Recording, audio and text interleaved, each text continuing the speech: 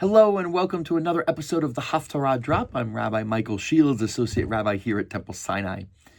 The Haftarah this week could be categorized by three C's: collapse, consolation, and courage. And it's a bit different than the Torah. The Torah, Parshat Bo, is loud. There are plagues, there's darkness, there's shattered certainty. But Haftarah Bo is quieter and in some ways maybe heavier. In Jeremiah, we don't hear triumph. We hear aftermath. There are empires falling. Nations are panicking. And Jeremiah asks the question beneath just about every crisis: what happens when the illusion of power finally cracks? Jeremiah opens with chaos. It says, "The nations have heard of your shame. One warrior stumbles over another. They fall together." This is not heroic defeat. It's confusion. It's disorientation. It's the kind of collapse where no one knows where to stand. Because as we know, empires usually don't fall with dignity. They fall into each other. Egypt was once confident, once dominant, but now is suddenly exposed. And just like Pharaoh in the Torah, Egypt believed that strength meant permanence. Judaism disagrees. The Psalms remind us of this. In Psalm 146, it says, "Put not your trust in princes, nor in mortal power."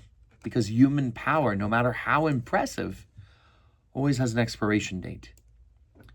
Jeremiah isn't just describing military loss, though. He is describing, and really you could say diagnosing, spiritual illness. Egypt trusted in their might, their horses, their chariots, alliances, strategy. But when truth arrived, all of those things couldn't save them. What saves us in ordinary times cannot redeem us in moments of moral reckoning. The Midrash teaches that when a society confuses strength with righteousness, it becomes brittle, strong but fragile, impressive but hollow on the inside. And when pressure comes, that hard exterior shatters. Then during Jeremiah, the prophecy returns unexpectedly. After all the destruction, Jeremiah speaks to Israel. "But you, my servant Jacob, do not fear. I am with you. I will not make an end of you."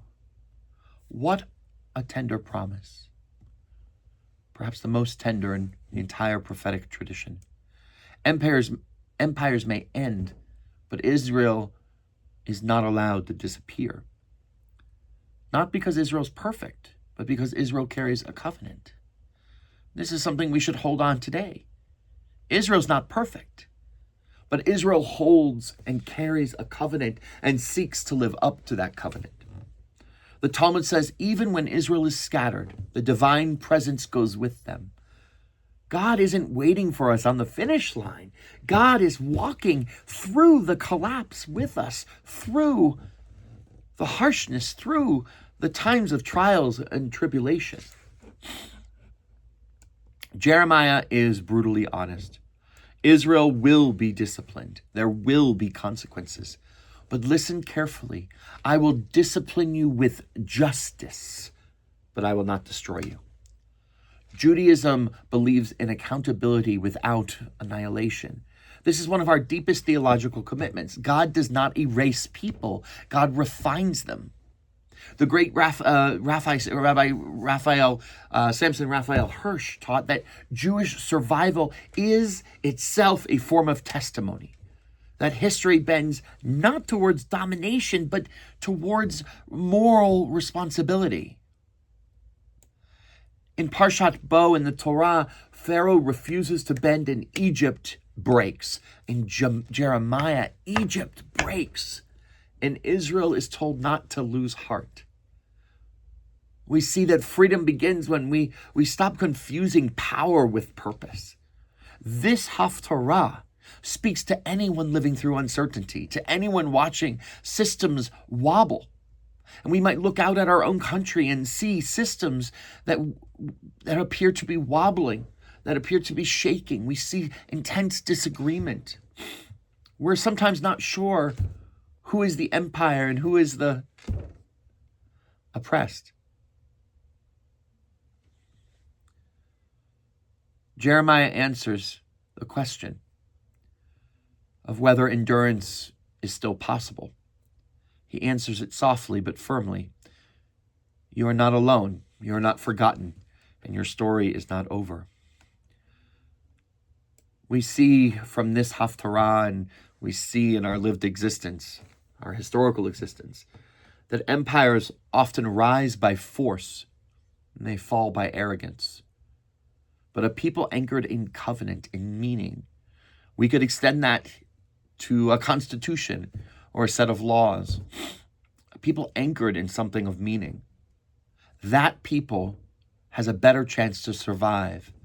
For us, our covenant has helped us survive exile, collapse, and history itself. Power makes noise. Covenant makes enduring memory. And memory outlives empires. Shabbat Shalom.